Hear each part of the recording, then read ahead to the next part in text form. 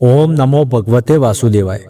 મિત્રો, સૂર્યદેવ ભગવાનને જળ અર્પણ કરવાની સાચી વિધિ અને મહત્વપૂર્ણ નિયમો। મિત્રો, આપણે બધા જાણીએ છીએ કે સૂર્યદેવને પાણી ચડાવવું કેટલું લાભદાયક છે, પરંતુ તેના સાચા નિયમો શું છે એ બહુ ઓછા લોકોને ખબર હોય છે।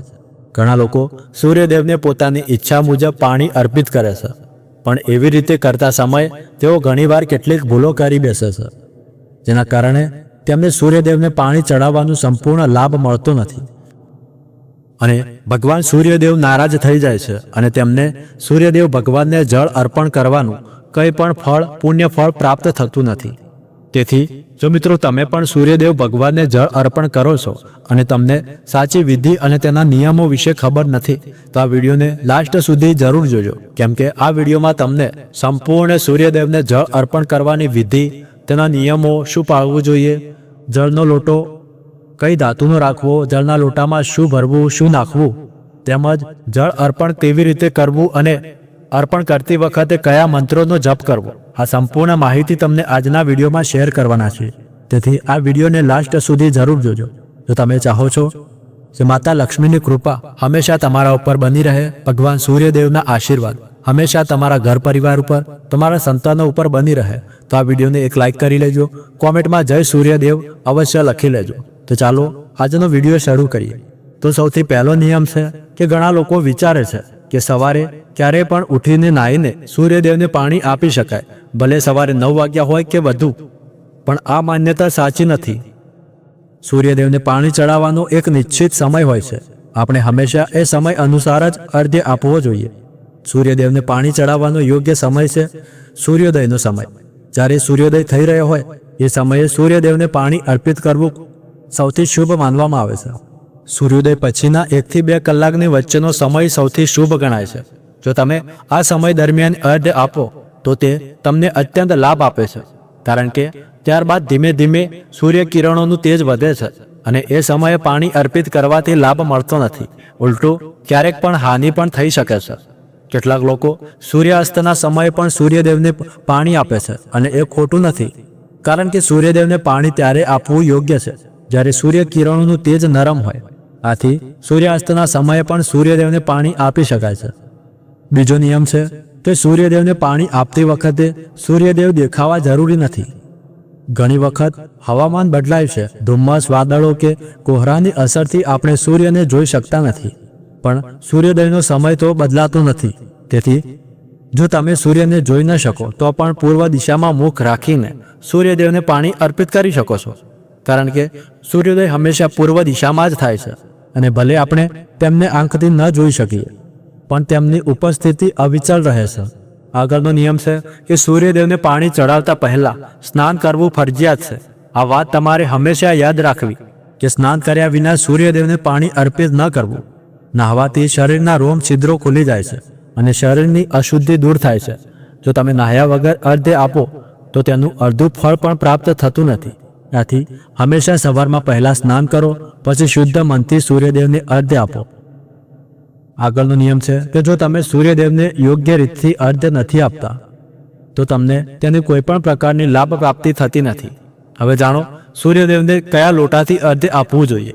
ઘણા લોકો પોતાના ઘરના કોઈ પણ વાસણમાંથી સૂર્યદેવને પાણી અર્પિત કરે છે, પણ શાસ્ત્ર મુજબ આ યોગ્ય નથી। સૂર્યદેવને હંમેશા તાંબાના લોટામાંથી જ પાણી અર્પિત કરવું જોઈએ, ત્યારે જ આ પ્રક્રિયાનો સંપૂર્ણ લાભ મળે છે। આથી તમે બજારમાંથી એક તાંબાનો લોટો લાવી સવારે તેમાં શુદ્ધ પાણી ભરીને સૂર્યદેવને અર્પિત કરવું જોઈએ। આગળનો નિયમ છે કે સૂર્યદેવના અર્ઘ્યના પાણીમાં શું ઉમેરવું જોઈએ।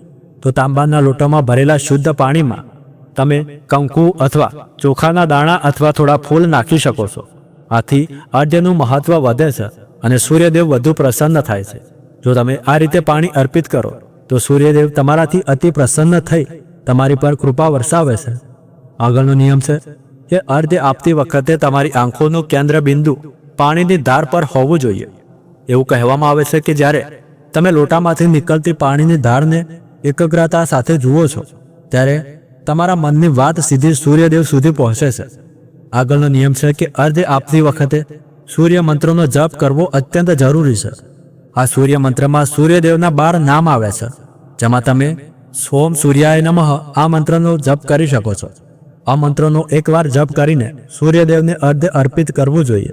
એ જ છે સૂર્યદેવને અર્ધ્ય આપવાની શાસ્ત્રીય અને યોગ્ય રીત. આ રીતે કરવાથી સૂર્યદેવ તમારા દ્વારા અર્પિત કરેલું પાણી સૌપ્રથમ સ્વીકારે છે. આગળનો નિયમ છે કે સૂર્યદેવને પાણી આપતી વખતે આ ખાસ ધ્યાન રાખવું કે પાણી તમારા પગ ઉપર ન પડે. હા, ક્યારેક પાણીના છાંટા તમારા પગને સ્પર્શી શકે છે, પરંતુ શક્ય હોય તેટલું પાણી પગ ઉપર ન પડે તેનું ધ્યાન રાખવું જોઈએ. તે માટે તમે સીધા ઊભા રહીને થોડું આગળ ઝૂકીને સૂર્યદેવને અર્ધ્ય આપો. આ રીતે પાણી તમારા પગને સ્પર્શ કરશે નહીં. આગળનો નિયમ છે કે સૂર્યદેવને અર્ધ્ય આપ્યા પછી શું કરવું જોઈએ? તો અર્ધ્ય આપ્યા બાદ તે પાણીનો થોડા ભાગ હાથથી સ્પર્શ કરીને તમારા માથા અને આંખો પર લગાવો. ત્યારબાદ સૂર્યદેવની 3 પરિક્રમા કરો અને પ્રણામ કરીને આશીર્વાદ મેળવો. આ રીતે જ સૂર્યદેવને અર્ધ્ય આપવાની પૂરી પ્રક્રિયા પૂર્ણ થાય છે. આગળનો નિયમ છે કે સવારના સમયે જો તમે સૂર્યદેવને અર્ધ્ય આપો છો તો આ વાતનું ખાસ ધ્યાન રાખવું જોઈએ કે જો તમે અર્ધ્ય આપવાનો સમય લગભગ એક સરખો જ હોવો જોઈએ. આવું કરવાથી તમારી આ એક સારી આદત બની જશે. આગળનો નિયમ છે કે જો તમે સૂર્યદેવને અર્ધ્ય આપવાનું શરૂ કર્યું છે તો આ નિયમને કોઈ પણ પરિસ્થિતિમાં તોડવો ન જોઈએ. જો કોઈ દિવસે તમે યોગ્ય સમયે અર્ધ્ય આપી ન શકો તો ક્ષમા આચના કરીને કંકુ પાણીમાં નાખી સૂર્યદેવને અર્ધ્ય આપવો. આગળનો નિયમ છે કે અર્ધ્ય આપવા માટે ક્યારેય બેસેલું પાણી એટલે કે વાપરેલું પાણી ઉપયોગમાં ન લો. દરરોજ તાજું અને શુદ્ધ પાણી જ સૂર્યદેવને અર્પિત કરવું જોઈએ. આ ઉપરાંત પાણી અર્પણ કરતી વખતે સૂર્ય મંત્ર એટલે કે ઓમ ગૃણી સૂર્યાય નમઃ આ મંત્રનો ઓછામાં ઓછો 7 વાર જપ જરૂર કરવો જોઈએ. આગળનો નિયમ છે સૂર્યદેવને અર્ધ્ય આપતી વખતે તમારું મુખ હંમેશા પૂર્વ દિશા તરફ રાખવું જોઈએ, કારણ કે પૂર્વ દિશામાંથી જ સૂર્યોદય થાય છે. અને શક્ય હોય તો પાણીમાં કુમકુમ અને લાલ ફૂલ જરૂર નાખવા. જો આ વસ્તુઓ ઉપલબ્ધ ન હોય તો પાણીમાં ઓછામાં ઓછા અક્ષત એટલે કે ચોખાના દાણા નાખવા જોઈએ, પરંતુ ચોખાના દાણા તૂટેલા ન હોવા જોઈએ. આગળનો નિયમ છે કે જે લોકો સૂર્યદેવને અર્ધ્ય આપે છે તેમણે રવિવારના દિવસે આદિત્ય હૃદય સ્ત્રોતનો પાઠ જરૂર કરવો જોઈએ. આથી સૂર્યદેવ પ્રસન્ન થાય છે. તે સિવાય અર્ધ્ય આપનાર વ્યક્તિને માંસ અને દારૂનું સેવન ટાળવું જોઈએ. મિત્રો, સામાન્ય રીતે તાંબાના લોટામાં પાણી ભરીને સૂર્યદેવને અર્ધ્ય આપવું ખૂબ જ શુભ માનવામાં આવે છે, પરંતુ જો તમારા ઘરે માટીનું પાત્ર હોય તો તેમાં પાણી ભરીને અર્પિત કરવું સર્વોત્તમ માનવામાં આવે છે. દરરોજ સૂર્યદેવને અર્ધ્ય આપવાથી વ્યક્તિની કુંડળીમાં સૂર્યગ્રહ મજબૂત થાય છે. સૂર્યદેવને અર્ધ્ય અર્પણ કરવાથી વ્યક્તિનું આત્મવિશ્વાસ વધે છે અને સમાજમાં માન સન્માનમાં વૃદ્ધિ થાય છે. મિત્રો, આ તમામ માહિતી જનહિત અને શ્રદ્ધાને ધ્યાનમાં રાખીને આપવામાં આવી છે.